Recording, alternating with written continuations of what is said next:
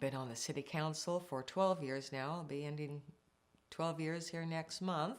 I'm from Nevada, born and raised there, educated in Europe. I was 35 when I came here. First time I'd ever lived in a small town. That was an interesting experience.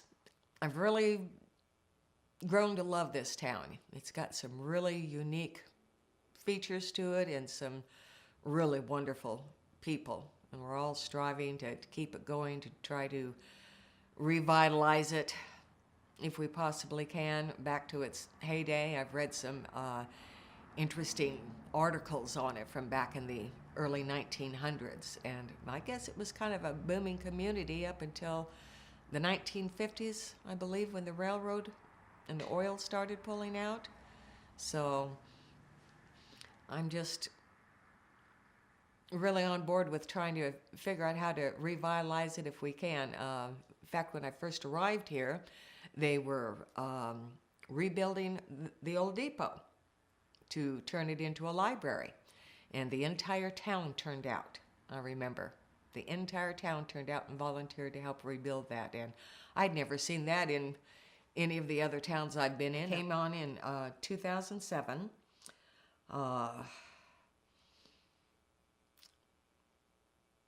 We've had some pretty rough times. A couple of times. I've been there through many city council members and about 4 city managers, probably 5 or more city clerks, so I'm pretty much the memory.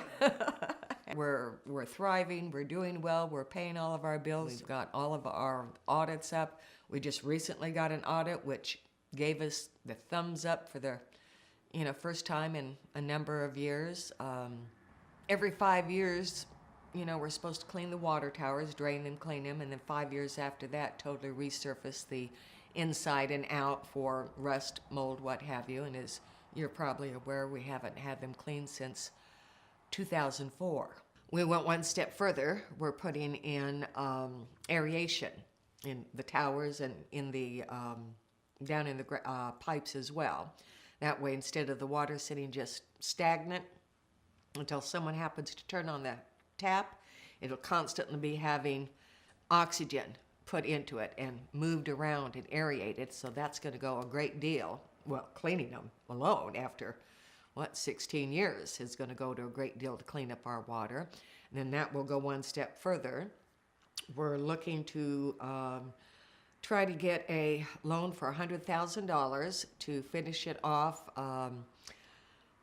There's been some talk about maybe a centrifuge or something to try to get some of the solid matters out of the lake water when it first comes in before it goes to the processing plant. So that should put us in compliance with the Clean Water Act and the DEQ for the first time in about 18 years. Staying on that and getting the money to clean up those towers is what I'm the most proud of. It was a long struggle. We started saving the money in, I believe we started putting it aside in 2008. So it's taken us that many years of budgeting it and trying to keep our hands off of the money to do things, especially when we kind of got into some financial troubles. But we're doing really well right now. We've got, thank goodness for the pipeline that's in, but they'll be leaving us soon. I wish I could say that one of the goals would be to roll back the water bills, but as you know, 90% of our income comes from water, sewer, and garbage, and until, what was it, 2011 or 12, we didn't even really know what it was costing us to buy the water, treat the water and the sewer. We didn't have any real idea, and we do now, but that's 90% of our income. The other 10% is from the sales tax. I wish I could say that we could roll back the water, sewer, and garbage, because there's a lot of people here that let's face it, $92 is a hard stretch for them. It'll come to food or medicine or water, but unfortunately, at the moment, we've got less and less people taking on more and more of the bills. Fortunately, we were really lucky because of the pipe business. We did not have to raise the water rates in January. And because of that, we probably will not have to do it again in June. Unless somebody donates a whole bunch of money or a huge business comes in to bring in hundreds of jobs, I just can't figure out any other way to raise the money unless we're going to raise, it's either water, sewer, and garbage or sales tax. Take your pick. I just don't know how else we can possibly get around it. Recently, we were able to obtain some grant money. So we'll start putting in the sidewalks down on D Street. And hopefully, after that, we'll start getting more and more money, grants, to do some of the other side streets and start fixing them up because of the disrepair that they're in from tree roots and minor earthquakes, shifting earth, flooding. For example, on this water project, we got matching funds out of that, grant money. The DOC building, we had to put in X amount of our money, and then of course we got grant money too, so we're always out there looking, for grants. I would love to see more businesses come back in on Main Street like they used to be. I've seen photographs of it, and oh, it was just wonderful. In fact, some of them have put some of the old names, up on the old windows. That is so great to keep some of your history as well as progress. I don't know if everyone would agree with me. I'm really proud that I was part of the decision to keep our brick streets out here. A lot of people are saying, yeah, well, it's bumpy, da-da-da-da-da. Yes, but it's unique.